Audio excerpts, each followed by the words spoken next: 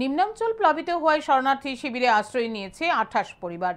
অভিযোগ মেলেনি খাবার, ভুকা থাকতে হচ্ছে শিশুদের নিয়ে। ঘটনা খোয়াইয়ে।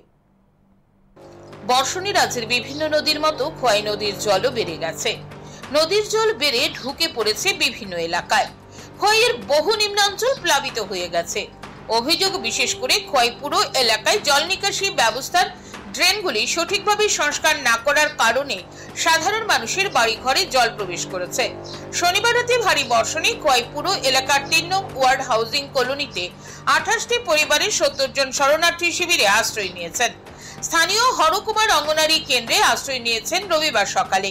অভিযোগ বেশ কয়েক ঘন্টা হয়ে গেল শরণার্থী শিবিরে আশ্রয় নেওয়া বিপন্ন জনগণের ভাগ্যে জুটল না এক বিন্দু জলও।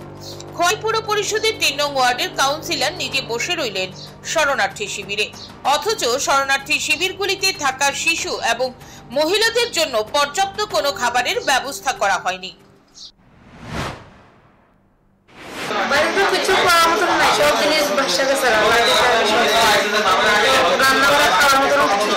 দেখি খোয়াই নদীর জলটা ঢুকছে। পরিবারে কয়জন আছেন? আমরা 8 জন বাচ্চা নিয়ে। আপনার নাম কি? রিমা তাতে। বাড়ি? বাড়ি তো কয়জনকার কলোনি। কি দিছে এখন অবধি? কিছু দেওয়া হয়েছে না। মানে শরণার্থী শিবিরে আপনারা এখন অবধি কিছু পাইছেন না?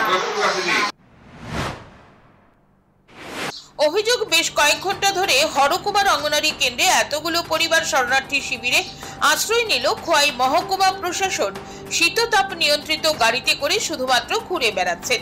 স্বাভাবিকভাবেই শিবিরে আশ্রয় নেওয়াদের মধ্যে ক্ষোভ। Bureau report, news today.